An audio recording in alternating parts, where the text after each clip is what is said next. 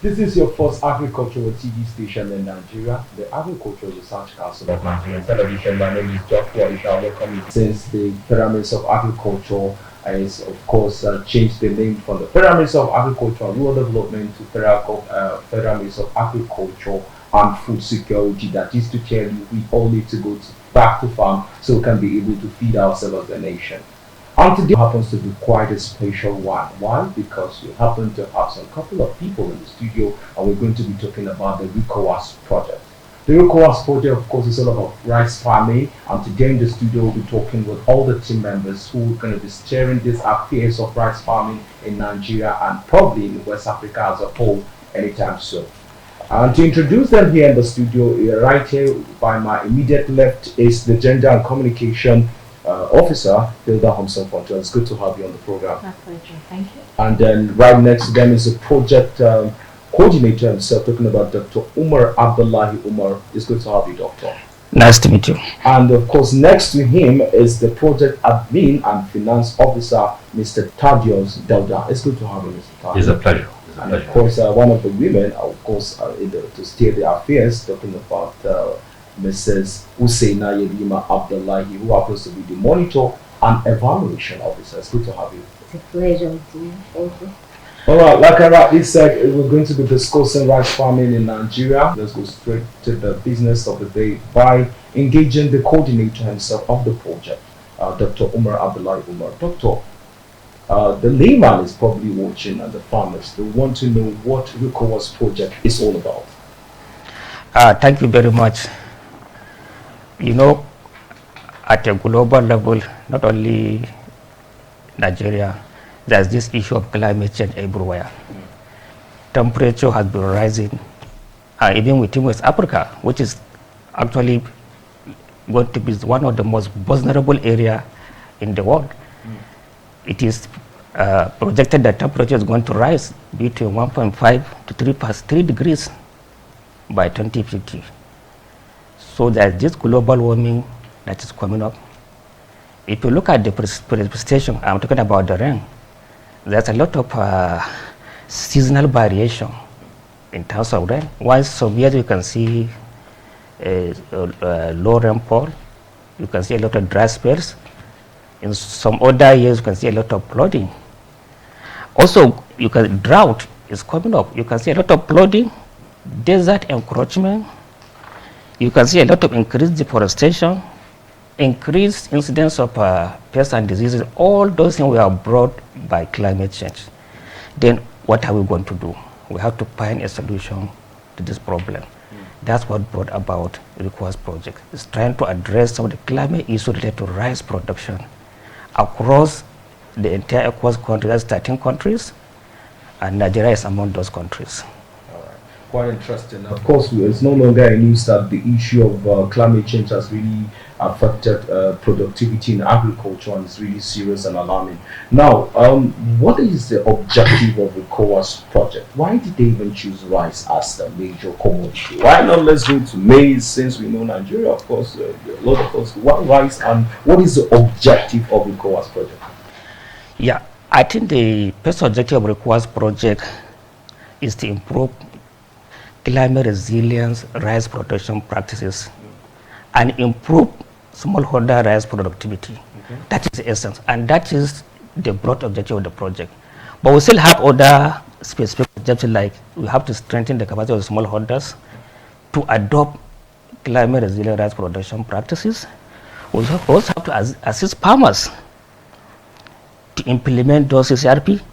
We also have to support also communication platform. We have to create communication platforms where these farmers can be interacting, where stakeholders can be interacting, so that they can change ideas.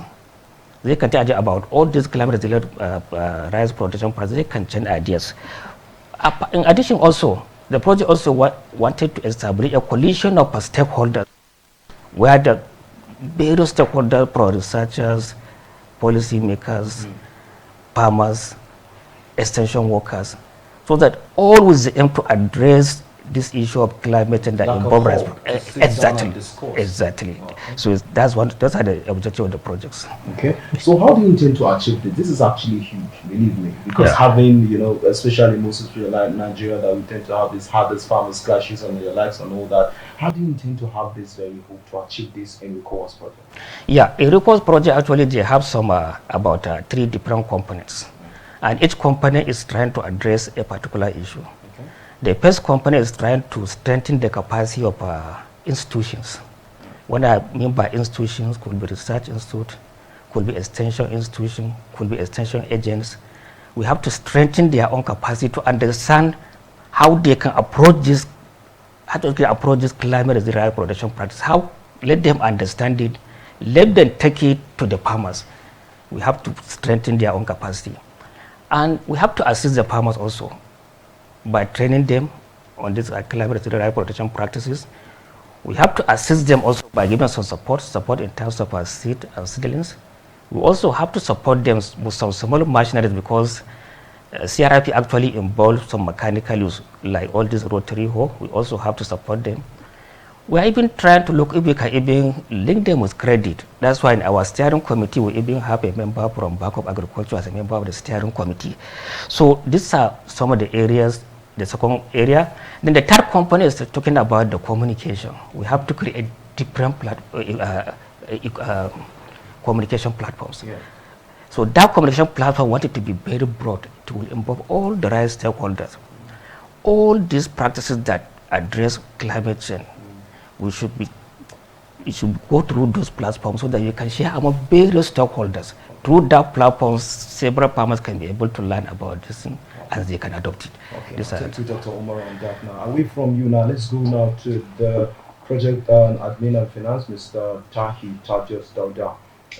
From the coordinator's speech, of course, you can hear it has to do with a lot of money now. Talking about funds and their likes and all that. Yeah. So now, can you give us an overview of the fund budgeted for the ECOWAS project this year? Yeah, the funds budgeted for the ECOWAS project is $1 million per country. And the project is going to be carried out by 13 African countries who are all ECOWAS, who are all members of ECOWAS. And as at today, $190,000 has been released by OSS, Sahara and Sahel Observatory, through our DOM account. But as it is, it has been converted through the Central Bank of Nigeria at an official rate of 886, and is now in our ECOWAS Naira project account to an amount of 168 million. All right, that's quite interesting. And then now, this funds that will be disbursed probably to the farmers and their likes. I know it's going to come in form of is it in form of loans or grants given to farmers? Actually, it's a grant. The project is so organized in such a way that it's going to be carried out based on approved annual activity plan. And that approval has to come from Sahara and Sahel Observatory, OSS. After the approval is given, then the monies are sent to us. And it's based on that we spend it. So as it is a grant, not a loan. Yes, and the grant is meant to reach to, grants are normally given to support livelihood of small-scale farmers, and to bring them out of poverty so that they can stand, and then to help improve food sufficiency. All right. Now, what makes one eligible for this grant of this? What makes one eligible? Oh, Dr. Omar, do justice to that matter? Yeah. Okay. We only have project intervention areas, and those project intervention areas only 5 states. From those 5 states, we selected three local governments. That's make it up 15 local governments all over the country. So all our intervention is going to be free. It's not going to be free. So an eligible farmer, you have to be within the project implementing area. If you are not within those 5 states as of now, we cannot take the project. The eligibility is actually farmers within those 5 states and farmers within those 15 local governments. All right, now before we come to the communication, the officers, well, then let's talk to Hajia Husseina Yerima Abdullahi. One of the major aim of this project is to strengthen climate resilient production, that is CRRP. How do you intend to monitor this very project? Actually, the roles and responsibility of M&E officer is to try as much as possible to develop, make kind of development of data collection of tools so that can be able to make preparations for proper knowledge management of any project activities that is on ground. For you to be able to have this data collection, of course, you have to get all the necessary information from the outside environment. Gather the information as your raw data. You have to be able to make an analysis of this data. And when you make analysis of this data, you have to also make a kind of presentation and write a report as an outcome of that particular data collection. And it is from there that the information will be available, made available for proper management of any project put in place. Okay. All right. Now, my next question to you is: how will your team be able to strengthen Rice value chain through private partnership? Because I believe it's not just going to be a government sort of involvement or ECOWAS rather. It has to be a private sector now coming into this very project to play a role. Okay, Dr. Omar. Yeah, I think I can take this question because the entire project is also developed based on PPP, public-private partnership. That's why even for our own national steering committee, we have Rice Farmer Association of Nigeria, RIPAN. There is a member, and the national president is a member of our national steering committee. We also have rice millers, rice processors, because it's a very huge association that have over 13,000 members. Wow. We have a member also as a member of the national steering committee. So if you look at it now, all these people are private sector. Then Bank of Agriculture is public-private also because they have been giving out loan to people. So it's also another is we have a member that's a member of our national steering committee because we will try as much as possible if we can link those farmers to credit through that particular bank. At the same time, it's going very far because we also look into the sixth sector. One of our members is from National Agricultural State Council of Nigeria, where there are about over 400 seed companies. Wow. Because we intend to use those private seed companies to assess quality seed. We also have a plan to train some farmers how to produce quality seed. Wow. So that's why we are collaborating with the National Agricultural State Council of Nigeria. Wow. So the entire project is public-private partnership. Interesting. Now let's go to the Gender and Communication. Hilda Hanson-Conton, the Officer for Gender and Communication.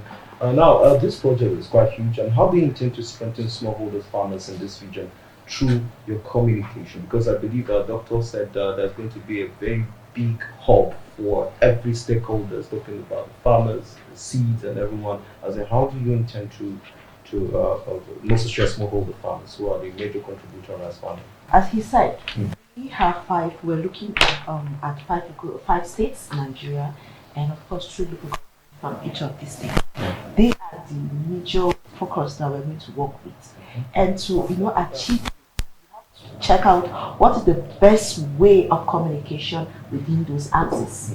If it's radio, if it's television, if it's the social media, that's the first step we're intending to use. So we have to now know the best communication code that is best used in that local government. In that region, yeah. Yes, in that like region. in northern Nigeria, I have to do the radio. Which radio, of course. Now, if we're going to pick radio, for instance, now, what base language will we use? Is it Hausa? Is it English? Is it their local dialect? We are going to work according to that because our aim is to reach the point and to reach that farmer because that is the focus of the project. And from there, we're going to have a network that is starting from the stakeholders down to the farmer. We have a link of communication whereby, like for instance, a group, a WhatsApp group, or any means of communication will be developed for all the farmers to be able to interact from every angle in terms of the advocacy. You know, we're intending to advocate, to create awareness, and so farmers will be able, you know, we want to make it possible for them to have access to not just their state or local coordinators, but they can get to the regional level. And then we are intending to use if it's the link, we're going to follow the correct link and have every information given to the farmers accordingly. So we want to carry everybody along. So they will have that interaction, they will have dramas. Generally is the best communication mode that I want to use for them. Okay, please. Okay. Yeah, in addition to what she has already said, because when you look at the communication actually, the project is also built based on collaborations. Apart from area of project implementation, the project is ready to collaborate with any other person, any other project. Either any existing project that is ready to support to partner rice production. If it's in any other state, provided they are going to promote climate resilient rice production practices, the project is willing to partner with it. But for our own funding, our main activities alone, we just center on those 5 states. But any other project that is doing the same thing will partner with it. Any other person who is coming a project or a government intervention, we can source for it to do the same thing in any other state, but not with the required funding, but we can get the fund somewhere. So the project is open for collaboration with any other stakeholder. Now, of course, I can say this question is already obvious. We have 2 gentlemen and 2 ladies as well. So talking about gender equality, I think to an extent that's already playing a role. So now to the communication officer now, RECOWA is going to make, how is it going to make gender equality? Because I believe, according to statistics, shows that rice is predominantly farmed by women now. So now, most especially the Kanos and the rice and maybe Gombe and the rest. So now, how do you intend to make sure that these grants and loans, that is going to be gender equality like it is in your group? So how is it going to be? Yes, for that, you know, out of the 30,000 farmers that the project is focusing, 33% is already assigned for women, allocated for women, and then women are going to be carried fully into it. We intend to, you know, from the local regions, from the coordinators that we're going to get, we want to make sure that some of them are headed by women, so that they will be able to invite the women farmers into the advocacy, into the trainings, so as to be able to enlighten them more. And that is one. Then we are also going to make them understand that gone are the days that the men owns the land. Now the women do more of the farming and more of the production. They know more of the prices in the market and know what is best for us. So RECOWA is trying as much as possible to carry every woman, you know, the 33% allocated. It must come to pass in every region, that is every country that the project is going to adopt. So we are ready to call on the women. We're ready to enlighten them, make sure to encourage them that there is no need for them to be scared. They can come over now and participate. Every grant is being allocated to them. Amazing. Well, Doctor, now I'm back to you now. You have to take more of the hits happens to be recorded. Now. So, what are the implementation strategy? Because I believe a lot of projects have surfaced like that, and then they end up not knowing what model to use to make sure these have a very smooth flow. Most especially, you know, these days in Nigeria, farmers now are really now in town to farm. So what are the strategies in place to make sure you go to the nitty-gritty, to the bushes, to the areas to implement this RECOWA project? Thank you very much. And if I can take it from up, this project is a regional project. All the 13 ECOWAS countries are involved. So at a regional level, we have what we call regional implementing entity, which is Sahel and Sahara and Sahel Observatory, that's OSS. They are actually based in Tunisia. Those are actually the one that are implementing the project at the regional level. Okay. They are the one that actually developed the project with our own support. Because this process of development, this requirement, I think begins sometime in 2019. It's only realized, it has been delayed because of COVID. just realized now. So at the regional level, the OSS is the implementing entity. Still at the regional level, there's other technical partners. We have Cornell University. Cornell University has been promoting system right intensification. This is one of the climate resilient health protection practices. They have been promoting these practices for a number of years in Nigeria, Burkina Faso, so many countries across West Africa. So they are coming at the regional level as a technical partner. Some of our trainings that are going to do at the national level, certainly they are going to be done by representatives from Cornell University because they knew those practices better than us. Still at the national level, we have CORAP. CORAP is like a regional organization that actually dealing with research. All the research institution, or I can say research organization in the entire West African countries were being controlled at the regional level by CORAP. CORAP certainly is going to be another technical partner of the project at the regional level. They are based in Senegal. Then coming down to the national level, that's where we are here. We are the one to implement at Nigeria now. It's a chain. We are the one to implement the project in Nigeria. The same thing, if you go to any other country, it's the same arrangement. Then coming down to us, we have to go to the states now. We have to get a state coordinator. So our next activity is mobilization. We have to establish structure at state and local government levels. So we'll go to the state, we'll try to get a coordinator, to the local governments to get lead farmers. Each lead farmer actually can mobilize like 30 or 40 farmers. You see, we establish structure. If you look at it now, from the farmer, we have a lead farmer. We have extension agent at the local government who is looking at all those farmers. We have a state coordinator. We are here at the national level. At the technical partner, we have them at Cornell. They are the one doing training for us. They up down to OSS at the regional level. So you see, there's a complete chain. That's a smooth movement. Smooth movement. Well, that's interesting. Mr. Kedoda, please, how do you intend to make sure accountability is a priority in this? Because, like he said, it has to be well detailed. Yes. So of course, you have to be traveling here and there and all that. How do you intend to make sure that every kobo is well accounted for in the ECOWAS project? We will follow the standard of the Nigerian public financial sector regulations, and then the standard of OSS financial guidelines. Okay. You know, we cannot spend any money without following through those guidelines. Like, for instance, a money that is meant for travel must certainly only be spent on travel and nothing else. So these are the standards we're going to ensure that we follow. Well, interesting. Those in addition to what he has already said, these monies are grant. Yes. It's not a loan. So definitely we have to abide by their own guidelines too. Grants. Yes, of guidelines of grants. So they have a detailed guideline that we have to follow. They have their own financial reporting system. But all of them, they are also in line with our financial regulations. The all of them is trying to create all this transparency.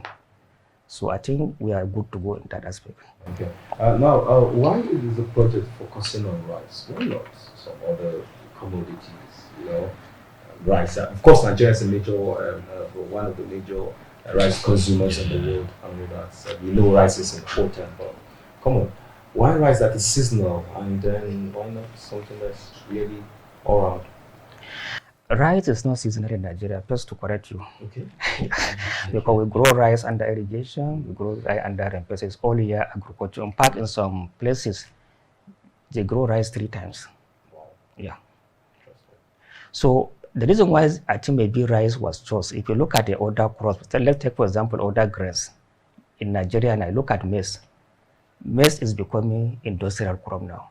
Looking at the this poultry industry now, poultry that has spring over everywhere. It is an extent that even the government has to give them waiver to import maize. So it's like we are competing with industries now. Sure. True. If you take up sorghum, for example, now it's becoming an industrial crop also. The malted sorghum is end up in the breweries now. Most of the malt drink you are drinking now is sorghum. It's not actually made from barley, whatever. So sorghum is becoming industrial crop now. Then if you look at millet, millet has a limitation. It's only limited to Sahel zone where the production is. Now coming to rice, no industry is buying rice to produce it except food. So essentially rice is a food security crop. 100% food security crop. The only industrialization is maybe to process it either into meal rice, parboiled rice, or even rice flour, but it's still 100% food security crop. So that's why certainly they chose rice. That's one of the reasons. The second reason, if you look at our own agroecologists, for example, Nigeria now, from the Sahel down to the coastline, rice is being produced. All the 36 states in Nigeria, they produce rice. All the different ecologies. Now let's go to the states now. Now let's go to the communication officer now. Miss Hilda from Tombada. Rice farming, of course, we know women are so much in it. So there are some of these women, of course, I know you're going to go with campaigns on radios, jingles, and their likes that barely don't know English. And some, if we talk about Hausa, what do you think to use as a tool? Because I believe sometimes you go embark on celebrity endorsement and their likes to make sure that these women accept this project and they say, okay, Rukowa is in town, they all come out in mass to make sure they support the project. What do you intend? How do you intend to go about it? Thank you. You know, the project is planned and is aimed to strengthen rice resilience as a way of eradicating food security. Whatever mood, whatever language, whatever code, that after our monitoring, of course, we'll go out for monitoring, we'll go out to observe to know what is best used in the community before we go down to the community. So during the planning, we definitely find out what base language or best communication medium is best used in that communication and in that community or region rather. For instance, if we talk about Gombe and we pick one of the local governments in Gombe, because basically we are focusing on the farmers and of course women, then we find out, okay, what is best used and what is best accepted in that local government. We don't expect us to use the same, for instance, radio in Ebonyi, you know, because they don't understand Hausa. And when we come down to the other parts of the states, and we can also, the best language and best communication mode is used. But we will get that from our monitoring and planning first, then we'll make use of it. So, but radio and other mediums of communication and link is going to be used in all the local government regions. Yeah, in addition also, part of the project activities at Component 3 is to develop a communication strategy of the project. So there's going to be a study. That study will go around each and every project location. They will look at what strategies are they going to use to communicate to those people in that area. So a strategy is going to be developed. Communication is going to develop for the project even before within is most likely within this 2024. With me here in the studio, I've been discussing about the Rukowa's project on about rice farming in West Africa. And of course, right close to me is the Gender and Communication Officer here on Sofanto. Many thanks for coming through. Thank you so much. And of course, the project coordinator himself, talking about Dr. Umar Abdullahi Umar. Thank you so much for coming through. And of course, the project and admin officer, Mr. Tahi Tadio Zelda. Many thanks for coming through. Thank you. And the Hajia herself in the house monitor and evaluation officer, Husseina Yerima Abdullahi. Thank you so much for coming. Very nice. All right, many thanks for staying with us. And the Confederate Minister of Agriculture has declared the agriculture sector as a state of emergency. So take up your hoe and roll up your sleeves and let's go back to farm. See you same time, same station some other time. Bye for now.